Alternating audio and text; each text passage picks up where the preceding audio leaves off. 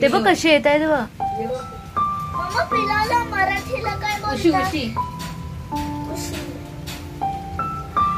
हे इकडनं इकडे येत आहेत आणि इकडनं येत आहेत. क्लाउड डोंगरचं उशी आहे.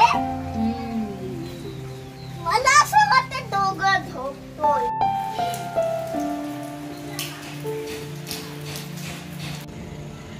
एकदम मस्त असं वाटतं ढगांची लाट येते. मस्त एकदम नजारेच आहेत.